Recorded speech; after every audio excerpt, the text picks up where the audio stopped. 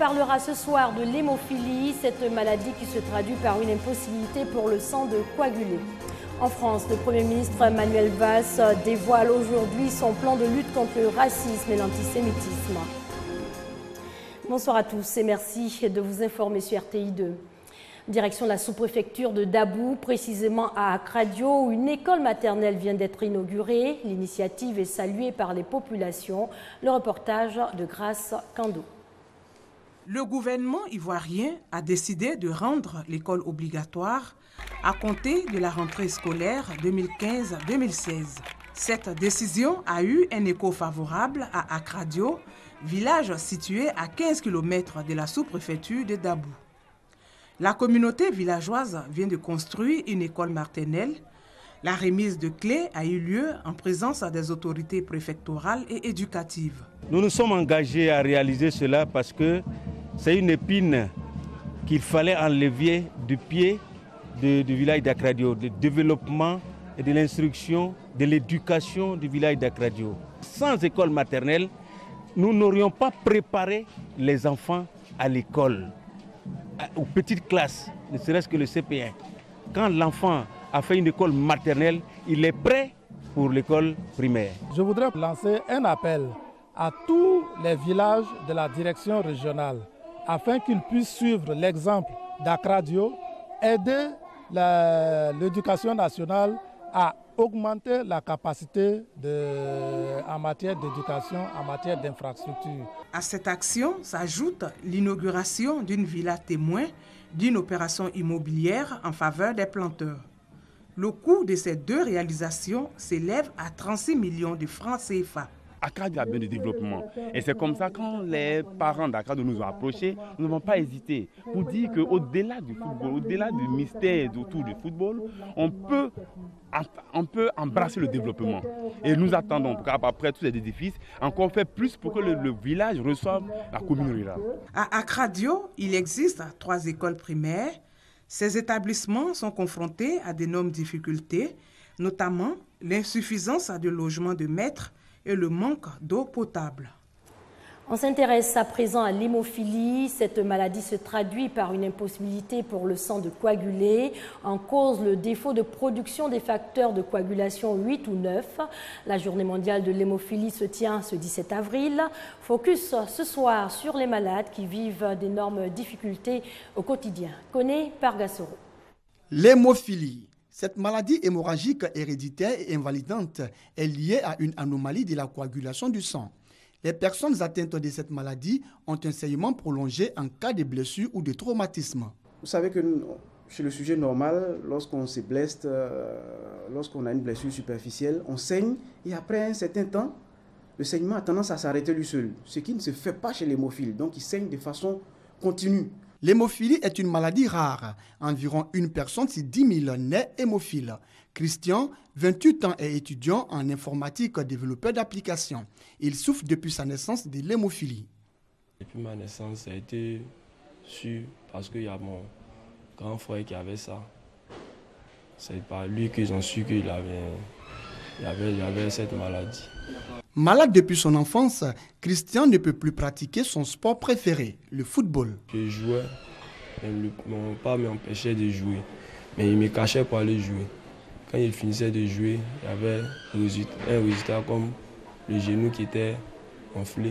Comme Christian, Clément et Désiré souffrent également de l'hémophilie. J'ai arrêté l'école parce qu'à chaque fois, j'ai du mal, donc je n'arrivais pas à aller correctement à l'école.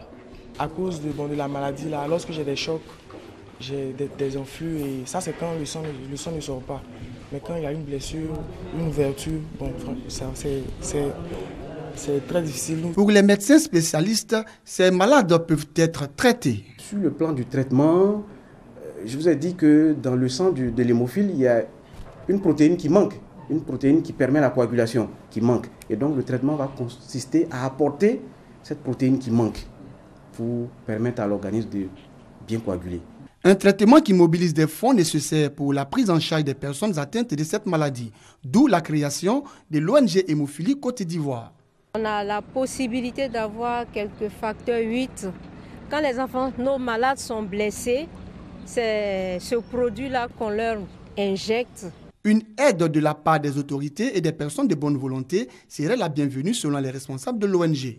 Si l'État peut nous donner un coup de main pour nous permettre d'avoir plus facilement et même intervenir pour que les produits arrivent plus facilement. L'ONG Hémophilie Côte d'Ivoire entend faire de l'insertion des malades atteints de l'hémophilie son cheval de bataille.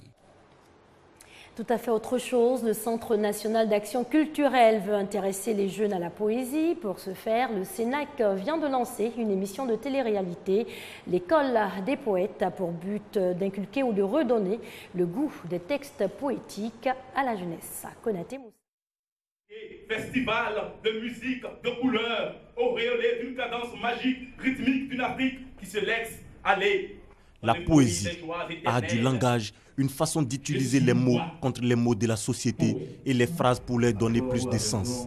Le CNAC, Centre national d'action culturelle, veut emmener les jeunes à la création poétique à travers une émission de télé-réalité, l'école des poètes. À l'école des poètes, nous apprenons donc les techniques d'écriture des techniques d'écriture poétique et nous apprenons aussi à déclamer des poèmes. Une émission de télé-réalité où des jeunes vont compétir en français et en langue nationale ivoirienne pour montrer leurs compétences en matière poétique. La poésie en Côte d'Ivoire a connu des moments de gloire avec ses maîtres de la parole, Jean-Marie Adiafi, Boté Zadi Zaourou et Bernard Dadier. Quelques auteurs bien avisés, mais cet art est aujourd'hui en perdition, faute de relève. L'école des poètes vise donc à donner le goût de l'écriture et de lecture de textes poétiques à la jeunesse. Et nous croyons qu'en portant ce concept à la télé, nous allons convertir le plus grand nombre de téléspectateurs en poètes. Chacun de nous pourra exprimer son inspiration, parler librement avec ce que nous allons apprendre à l'école des poètes. L'émission de télé-réalité École des poètes concerne les élèves et étudiants âgés de 18 à 30 ans. Elle se déroulera bientôt en 3 phases, une présélection dans les établissements, des phases éliminatoires et une phase finale. En bref, la justice guinéenne a condamné des manifestants. Ils prennent entre 2 et 6 mois de prison ferme pour trouble à l'ordre public. Sur 6 accusés qui ont comparu, un seul a bénéficié de la relaxe. Pour rappel, lundi dernier, une manifestation de l'opposition contre le régime d'Alpha Condé a été sévèrement réprimée par les forces de l'ordre. En bref, toujours, le président sortant du Nigeria va remettre les rênes du pouvoir au président élu Muhammadu Buhari le 28 mai prochain. Goodluck Jonathan, qui vient de refuser l'aide militaire de l'ONU contre les islamistes de Boko Haram. Pour lui, l'ONU devrait plutôt se concentrer sur l'aide humanitaire. Concernant toujours la lutte contre Boko Haram au Cameroun, au moins 10 civils ont été tués hier nuit. Les combattants de la secte islamiste qui ont attaqué le village de Biar ont également attaqué une position de l'armée camerounaise non loin de la frontière avec le Nigeria.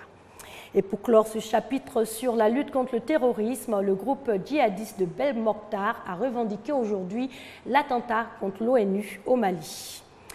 On s'intéresse à présent à l'industrie de la banane en Somalie. Elle est en pleine reprise après plus de 2 décennies de conflits qui ont ravagé l'économie du pays.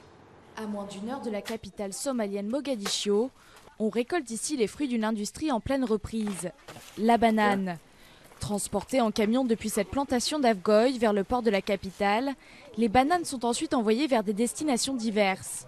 Un succès pour cette industrie ralentie par plus de 20 ans de conflits qui ont ravagé l'économie du pays. Aujourd'hui, nous exportons 12 conteneurs de bananes vers l'Iran, à la suite d'un contrat que nous avons signé avec une compagnie iranienne. Chassé de Mogadiscio en août 2011, le groupe islamiste Shebab a depuis abandonné l'essentiel de ses bastions. Le transit par les routes et l'accès au port facilité, l'accalmie relative a permis à l'industrie bananière d'opérer un retour. Mais un bémol, les producteurs estiment que moins d'1 tiers des 5000 hectares utilisés précédemment sont exploités aujourd'hui. Le ministère de l'Agriculture a aidé l'une des compagnies d'export qui a réussi à exporter des bananes pour la première fois en 25 ans. Le succès de la banane somalienne tient en partie à la proximité des fermes et des ports qui permettent d'exploiter vers le Moyen-Orient. Et bien sûr, c'est aussi une affaire de goût. Depuis l'introduction de la banane par l'ancien colonisateur italien dans les années 20, le fruit est devenu un élément central de la cuisine locale. Mais dans ce marché de Mogadiscio, les vendeurs se plaignent d'une augmentation des prix depuis le début des exportations vers l'étranger. Les bananes étaient vraiment pas chères avant, mais le prix a maintenant doublé. Les gens n'aiment pas l'augmentation des prix et on ne peut pas les convaincre de payer plus. L'exportation des bananes nous cause des problèmes. Avant de se relever complètement, l'industrie devra faire face à d'autres défis. Certains systèmes d'irrigation, des routes et des entrepôts doivent être reconstruits. Les Chebabs continuent de contrôler de larges zones rurales et restent considérés comme une grave menace pour la sécurité en Somalie. Mais l'industrie de la banane donne tout de même le sourire à la Somalie, qui pourrait devenir le principal exportateur de la région. En France, le Premier ministre Manuel Valls a dévoilé aujourd'hui son plan de lutte contre le racisme et l'antisémitisme. Plus de 65 milliards de francs CFA seront déboursés sur une durée de 3 ans. Manuel Valls dévoile son plan de lutte contre le racisme et l'antisémitisme, très attendu dans un contexte de recrudescence des actes anti-musulmans et antisémites. Doté de 100 millions d'euros sur 3 ans, il comprend 40 mesures articulées autour de la justice, d'Internet et de l'éducation. C'est un fait incontestable. Le racisme, l'antisémitisme, la haine des musulmans, des étrangers, l'homophobie augmentent de manière insupportable dans notre pays. Être raciste, antisémite, xénophobe, c'est commettre un délit. C'est inscrit dans notre droit. Ceux qui y contreviennent doivent être sanctionnés. Cette règle mérite d'être rappelée. Et il n'y aura aucune indulgence, aucune hésitation dans son application. Les paroles comme les actes doivent être réprimés avec la plus grande sévérité. C'est pour cette raison que le président de la République a annoncé que les paroles, les écrits de haine, qu'ils soient antisémites, racistes, homophobes, ne relèvent plus du droit de la presse, mais du droit pénal avec des peines adaptées. Le caractère aggravant du racisme et de l'antisémitisme pour un délit de droit commun sera en outre inscrit dans le droit pénal. Une campagne nationale de sensibilisation sera donc engagée dès cet été et complétée par une campagne qu'on va appeler offensive et participative à partir de l'automne, qui reposera notamment, mais pas seulement, sur les acteurs de l'Internet. Et toutes les politiques publiques doivent dès à présent intégrer la lutte contre le racisme et l'antisémitisme dans leur action. En faisant du racisme et de l'antisémitisme une circonstance aggravante pour tous les crimes et délits. En Chine, une journaliste a été condamnée à 7 ans de prison. Gao Yu est l'ancienne rédactrice en chef adjointe du magazine Economics Weekly. Une éminente journaliste chinoise condamnée à 7 ans de prison. Gao Yu, 71 ans, récompensée par plusieurs prix internationaux, était accusée par Pékin de divulgation de secrets d'État.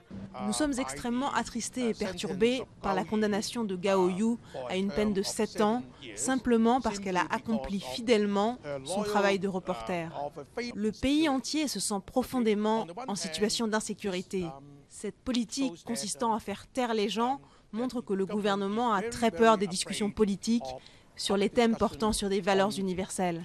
La lourde peine qui lui a été infligée est condamnée par les militants des droits de l'homme. Elle vient confirmer que le régime du président Xi Jinping n'est prêt à accorder aucun répit aux intellectuels porteurs d'idées réformistes. On termine en bref au Chili. Au moins 3 personnes sont mortes et 5 ont été blessées dans l'effondrement partiel d'une discothèque de Santiago. Le drame s'est produit au cours d'un concert d'un groupe punk d'origine britannique.